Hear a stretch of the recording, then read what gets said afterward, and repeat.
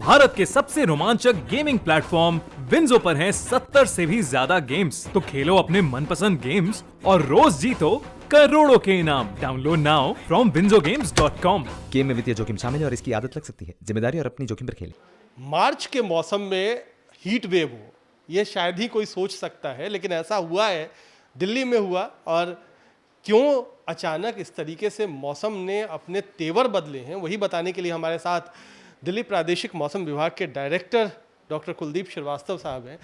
कुलदीप जी, ये क्या आप लोगों को लग रहा था क्या कि होली में या इस तरीके से इतने साल का रिकॉर्ड टूटेगा, और क्या हुआ है, क्यों हुआ है, जरा हमारे दर्शकों को बताएं। देखिए, जो हमारे पास टेम्परेचर में वृद्धि का हम लोगों ने पूर्वानुमान पहले से दिया था, और 27 से लेकर के 29 तारीख के मध्य हमारे पास टेम्परेचर बढ़ने का पूर्वानुमान था। हालांकि ये हम लोग 39 डिग्री तक एक्सपेक्ट किए थे, और वो आपका 40.1 गया है, तो 1 डिग्री हमारे पास ज़्यादा कल रियलाइज़ किया गया है। इसकी वजह से हमारे पास हीट वेव जो है मार्च में कंडीशन को फुलफिल किया और हीट वेव रियलाइज़ किया गया है। ये सिचुएशन हमारे पास 1945 के बाद दोबारा आई है। इससे पहले 1945 में हमारे पास 40.5 डिग्री सेंटीग्रेड 31 मार्च को आया था। उसके बाद कल हमारे पास आया है, तो कह सकते हैं निश्चित तौर पे ये दूसरी हीट वेव 76 सालों के बाद मार्च के महीने में आई है हमारे पास। लेकिन मार्च में इस तरीके के टेम्परेचर में, तापमान में बढ़ोतरी देखना, ये एक बात कहीं ना कहीं करता है कि अभी तो अप्रैल, मई, जून 3 जो महीने हैं वो आने बचे हुए हैं, और 40 डिग्री तक तापमान पहुंच गया है। तो क्या इस बार आप लोगों का अनुमान है, क्या बाकी सारे रिकॉर्ड इस बार टूटेंगे गर्मी के?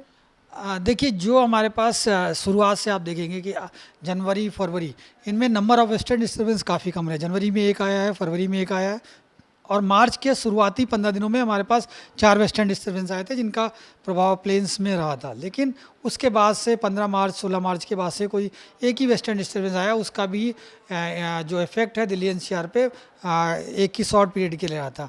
तो नंबर ऑफ वेस्टर्न डिस्टर्बेंस की हमारे पास काफ़ी कमी रही है। साथ में 27 तारीख के बाद से देखेंगे आपके पास विंड स्पीड भी काफ़ी कम हो गई, और साथ में इस आसमान में कुछ भी बादल नहीं थे। तो इसके चलते जो सन की एनर्जी है हमारे पास सफिशिएंट अमाउंट में ज़मीन पे आई है, तो इसकी वजह से जो तापमान सिग्निफिकेंट अमाउंट में सिग्निफिकेंटली राइज़ किया है हमारे पास, और 40 डिग्री सेंटीग्रेड हमारे पास रियलाइज़ किया गया। एक बात और समझना चाहेंगे, जैसा आपने बताया कि हवा की रफ्तार कम हो गई, हवा की रफ्तार कम हुई तो प्रदूषण भी बढ़ा है दिल्ली में। अभी जो हम वहाँ पर मैप पर हम कोशिश कर रहे हैं दिखाने का, वहाँ पर नीली पट्टी दिल्ली और पश्चिमी हिस्सों में दिखाई पड़ रही है देश के। तो क्या अब जो रफ्तार थोड़ी पकड़ी है हवा ने, क्या उसके बाद कुछ मौसम में उसका असर होगा?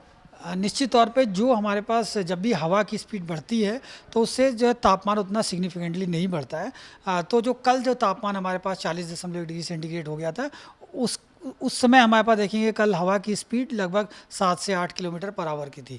लेकिन आज अगर हमारे पास देखेंगे, हवा की स्पीड में काफ़ी वृद्धि हुई है, और ये लगभग 40 से 45 किलोमीटर पर आवर की स्पीड से चल रही है। ये सिर्फ दिल्ली एनसीआर में ही नहीं चल रही है, पश्चिमी उत्तर प्रदेश, साथ में पश्चिमी नॉर्थ राजस्थान का एरिया है, और साउथ हरियाणा का एरिया है, उस पूरे एरिया में चल रही है। वही ये बेल्ट यहाँ पर आपको नीले कलर में दिख रही है, राजस्थान का area, south Haryana, Delhi NCR और पश्चिमी उत्तर प्रदेश में। तो चूंकि हवा की स्पीड में काफ़ी तेज़ी आई है, तो तापमान निश्चित तौर पे कल से 1-2 डिग्री सेंटीग्रेड कम आएगा, और ये हवा की स्पीड हमारे पास 1 तारीख तक लगभग ऐसे ही बनी रहेगी। तो तापमान 1 तारीख तक हमारे पास गिरेगा, और लगभग 36 डिग्री सेंटीग्रेड आ जाएगा। हमारा सवाल फिर वही, इस बार गर्मी कितनी, क्या रिकॉर्ड तोड़? देखिए, जो दिल्ली एनसीआर में जो मुख्य गर्मी का पीरियड होता है हमारे पास, वो 15 अप्रैल से लेकर के आप कह सकते हैं कि 10 जून के बीच में काफ़ी इंटेंस गर्मी पड़ती है, और स्पेशली मई के लास्ट में आपके पास काफ़ी गर्मी पड़ती है। तो निश्चित तौर पे हमारे पास देखेंगे कि जो टेम्परेचर है वो 45 डिग्री सेंटीग्रेड को टच करेगा, और सीवियर हीट वेव और हीट वेव की कंडीशंस काफ़ी दिनों में बनेंगी। तो निश्चित तौर पे ये हमारे पास मई और अब जो पीरियड मैंने बताया है वो काफ़ी इंटेंस रहने वाला है।